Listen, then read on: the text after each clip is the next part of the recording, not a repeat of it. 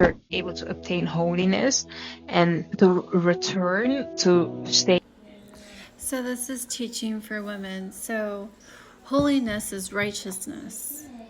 And righteousness is already defined in our Bible. It is what Yeshua has commanded us to keep as Jehovah's righteousness in Deuteronomy chapter 6. He was quoting verse 5 of Deuteronomy chapter 6 when he gave us his first and great commandment to love God with all your heart, soul, and mind, is to keep the commandments in your heart, teach them to your children. And the last verse of that chapter, verse 25, it will be your righteousness to do all these commandments with which Jehovah has commanded us to keep. Jehovah's righteousness in Romans chapter 10, that many are ignorant of and have established their own righteousness. Don't smoke, don't curse, don't drink. Those are commandments of men, not commandments of Jehovah.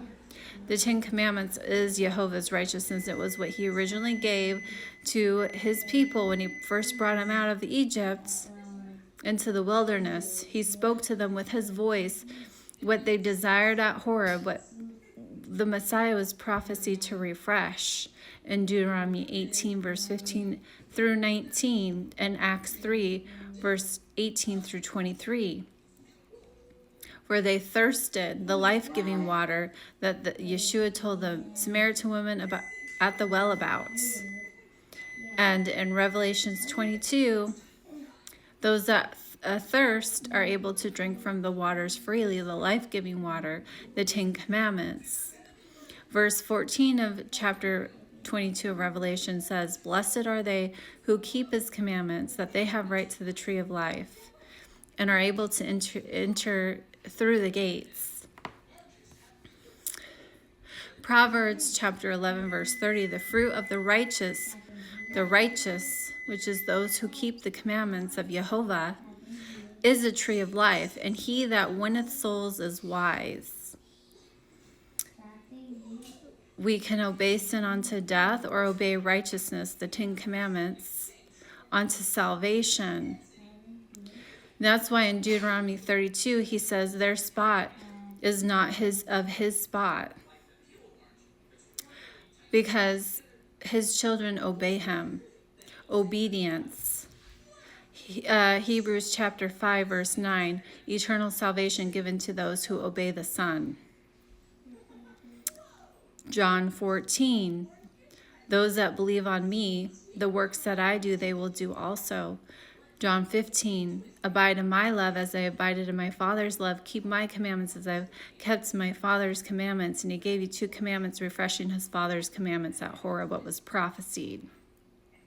Love God with all your heart, soul, and mind, quoting Deuteronomy chapter 6, verse 5. And love your neighbor as thyself, Leviticus 19:15 through 18. To do righteous judgment, Jehovah's righteousness, the 10 Commandments. Judge your neighbor by the 10 Commandments if they're sinning, for sin is the transgression of the law. If they're sinning, breaking his covenant, the covenant at Horeb, the free woman, the covenant of the free woman in Galatians chapter 4, Sarah, you're to rebuke them so they don't suffer sin upon them. Love thy neighbor as thyself, because sinners don't enter into the gates of the kingdom. They're the whoremongers, adulterers, the murderers, and those that love it to make a lie. 1 John chapter 2. And this is how we know him, when we keep his commandments. And those that say they know him and keep not his commandments are liars, and the truth is not in him. John 14:15.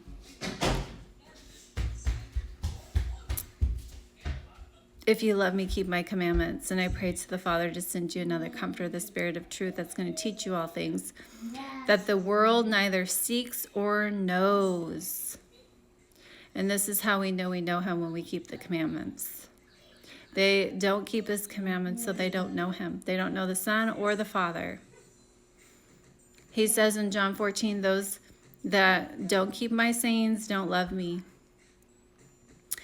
Jehovah said in Deuteronomy chapter 5, those that make idols, wear crosses, the image made onto the beast in Revelation 13, Hosea 2:2, plead with your mother to remove the adulteries between her breasts, the Tammuz cross in Ezekiel 8, Isaiah 44, the workman that stretches out his ruler, marks it with a line, makes an image of a man according to the beauty of a man, the image made onto the beast, the sin that leads the sin unto death in 1 John chapter 5, the end of the chapter.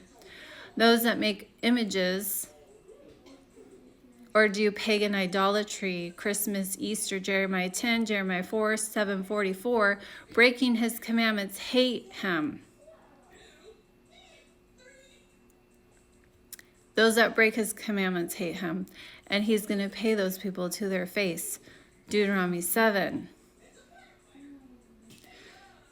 You can obey sin unto death, Romans 6, or obey righteousness, the 10 Commandments, unto salvation.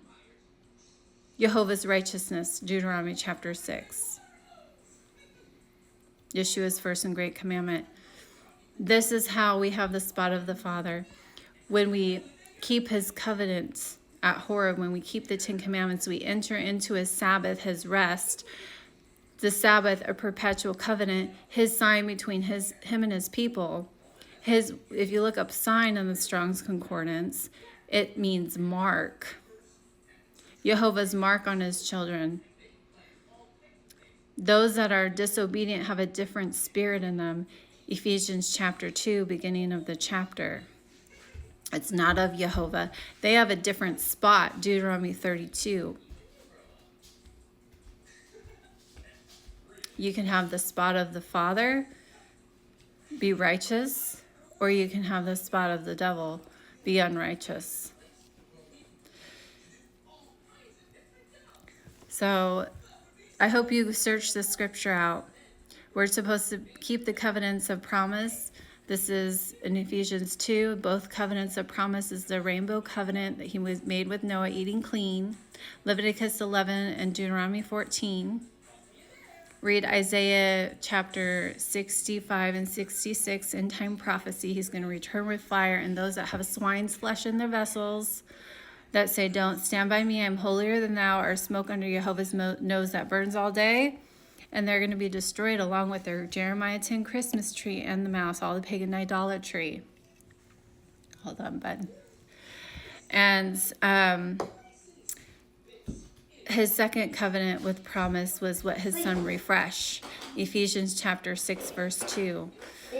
He gave you Jehovah's fifth commandment to honor your father and your mother, covering the 10 commandments. Because you're supposed to teach your children the covenant, keep it in your heart, and it will be your righteousness. And there's a promise that comes with that you'll live a long life. So keep the 2 covenants of promise, eat clean, keep the 10 commandments, enter into his Sabbath, his mark on his children. Hebrews 4 tells you it didn't change. It's dawn Saturday to dawn Sunday. And those that don't enter into his rest have unbelief, for if Yeshua had given them rest, wouldn't he have spoken of another day? And he didn't. He rose on the Sabbath. That's why he's Lord of the Sabbath. Daniel 9. He ended sacrifice midweek. He gave the Pharisees the sign of Jonah. It's going to be in the well, or the sign of Jonah. He's going to be in the earth 3 days and 3 nights, like Jonah was in the whale. And Matthew 28, when Mary and the other Mary came, it was still dark at the end of Sabbath before the dawning of the first day of the week, and he was already gone. 3 days and 3 nights, Wednesday night, Thursday morning, Thursday night, Friday morning, Friday night, Saturday. He rose on the Sabbath. And if he didn't, he wouldn't be that prophet in Deuteronomy 18, because whatever that prophet spoke in Jehovah's name, if it didn't come to pass, we shouldn't fear him. So if he was a false prophet, not the Messiah, then whatever he said, if it didn't come true and it didn't come to pass, then he wasn't that prophet. So I hope